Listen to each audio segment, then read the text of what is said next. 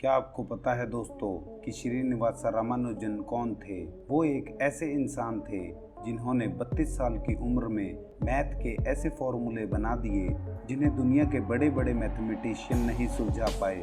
रामानुजन की मृत्यु 32 साल की उम्र में हो गई थी। रामानुजन को जब पता चला कि उनकी मृत्यु होने वाली है तो रामानुजन मैथ के फॉर्मूलों को पन्नों पर लिखने लगे। रामानुजन ने मृत्यु से पहले मैथ के इतने फॉर्मूले पन्ने पर लिख डाले कि एक मैथमेटिशियन अपनी पूरी जिंदगी में नहीं लिख पाता है। 32 साल की उम्र में दुनिया छोड़कर चले जाने वाले श्रीनिवास रामानुजन का जन्म 22 दिसंबर 1887 को तमिलनाडु के इरोड शहर में हुआ। रामानुजन छोटी उम्र में ही अपने दोस्तों को पढ़ाने लग चुके थे। कहा यह भी जाता है कि 7वीं क्लास में आने के बाद रामानुजन बीए के स्टूडेंट को मैथ पढ़ाने में सहायता करते थे। स्कूल टाइम्स में रामानुजन के स्कूल हेडमास्टर ने कहा कि स्कूल में होने वाली परीक्षा रामानुजन के लायक नहीं है, क्योंकि रामानुजन के दिमाग की क्षमता स्कूल में होने वाली परीक्षा से कहीं बढ़कर थी। रामानुजन को मैथ सब्जेक्ट बहुत ही पसंद था। वो 24 घंटे मैथ के फॉर्मूलों के बारे में सोचते रहते थे।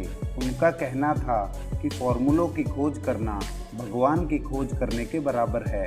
रामानुजन के दिमाग में रात को सोते समय मैथ के फॉर्मूले चलते रहते थे। सुबह उठते ही रामानुजन इन फॉर्मूलों को पन्ने पर लिख देते थे। यह दौर सन 1998 का था जब रामानुजन ने हाई स्कूल में एडमिशन लिया। इसी दौरान महान मैथमेटिशियन जीएस कार की book a synopsis of elementary results in pure and applied mathematics पढ़ने का अवसर मिला। इस बुक में मैथ के 5000 से ज़्यादा फॉर्मूले लिखे हुए थे। रामानुजन के लिए ये किताब किसी खजाने से कम नहीं थी। हाई स्कूल की परीक्षा पास करने के बाद इंग्लिश और मैथ में अच्छे अंक लाने के कारण रामानुजन को आगे की पढ़ाई के लिए स्कॉलरशिप मिली। रामानुजन दूसरे विषयों को छोड़कर मैथ के फॉर्मूले बनाने में लगे रहते थे। इसके चलते रामानुजन को मिली स्कॉलरशिप बंद कर दी गई। 1905 में मद्रास विश्वविद्यालय के प्रवेश परीक्षा में शामिल हुए, लेकिन मैथ्स को छोड़कर बाकी सब्जेक्ट्स में फेल हो गए। रामानुजन का 1906 और 1907 की प्रवेश परीक्षा में यही हाल रहा, लेकिन रामानुजन ने मैथ विषय में कोई कमी नहीं आने दी। साल 1909 में रामानुजन की शादी हो गई। अब रामानुजन के ऊपर घर चलाने की एक और जिम्मेदारी आ गई। घर चलाने के लिए रामानुजन नौकरी की तलाश करने लगे। इसी दौरान रामानुजन कई प्रभावशाली व्यक्तियों के नज़रों में आ गए और रामानुजन कई प्रकार की नौकरियां करने लगे। रामानुजन को 25 रुपये महीना पगार मिलता था।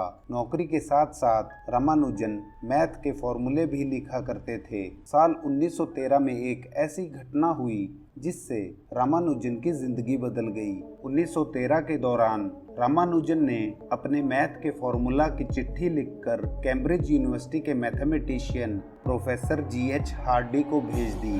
जीएच हार्डी ने चिट्ठी को खोलकर पढ़ा तो उन्हें लगा कि मजाक में किसी ने ये फॉर्मूला लिखकर भेजा है। जीएच हार्डी का कहना था कि रामानुजन ने मैथ के ऐसे ऐसे फॉर्मूला लिखे थे जिनके बारे में उन्होंने कभी सोचा भी नहीं था। उनकी चिट्ठी में ऐसे ऐसे फॉर्मूला लिखे हुए थे जिनके बारे में दुनिया भर के मैथमेटिशियन नहीं सोच पाए थे।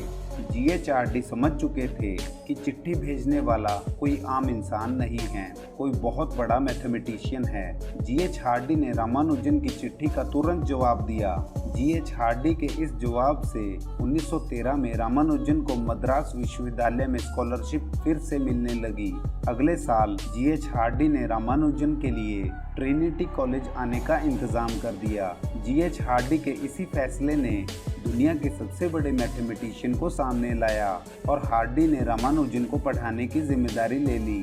जीएच हार्डी ने बताया कि मैंने जितना रामानुजन को सिखाया है उससे ज़्यादा रामानुजन ने मुझे सिखाया है। 1916 में रामानुजन ने कैम्ब्रिज से बीएससी की डिग्री हासिल की। जीएच हार्डी और रामानुजन का ये काम मैथमेटिक्स की दुनिया की सुर्खियां बनने लगा था, लेकिन इंग्लैंड रामानुजन के शरीर को ज़्यादा रास नहीं आ रहा था। इसकी एक वजह तो वहाँ का ठंडा मौसम और दूसरा वहाँ का खान पान। गर्म जलवायु वाले इलाके, ब्राह्मण परिवार से संबंध रखने वाले श्रीनिवास रामानुजन शाकाहारी थे। इन सब के चलते रामानुजन को इंग्लैंड में काफ़ी तकलीफ का सामना करना पड़ा। खान पान अच्छा ना होने के कारण रामानुजन 1917 में बीमार पड़ गए। टीबी के लक्षण दिखने पर उन्हें हॉस्पिटल में एडमिट करवाया गया, लेकिन उनका स्वास्थ्य दिन प्रतिदिन खराब होता जा रहा था। रामानुजन को लगने लगा कि शायद अब उनकी मौत हो जाएगी और उन्हें साल 1919 में वापस भारत आना पड़ा। रामानुजन को पता चला कि कुछ ही दिनों में उनकी मौत होने वाली है, तो उस दौरान रामानुजन पेट के बल लेटे लेटे मैथ के फॉर्मूलों को तेजी से लिखने लगे और उपचार के दौरान उनके स्वास्थ्य में तेजी से गिरावट आ गई और 26 अप्रैल 1920 को रामानुजन की मृत्यु हो गई। दुनिया के महान मैथमेटिशियन दुनिया को छोड़कर चले गए थे। अगर श्रीनिवास रामानुजन की उम्र लंबी होती तो पता नहीं दुनिया को मैथ के कितने और फॉर्मूले देखने को मिल जाते। क्या आपको मैथमेटिक्स सब्जेक्ट अच्छा लगता है तो हमें कमेंट करके बताएं। महान मैथमेटिशियन के लिए एक लाइक ज़रूर करें और हमारे चैनल को सब्सक्राइब करें।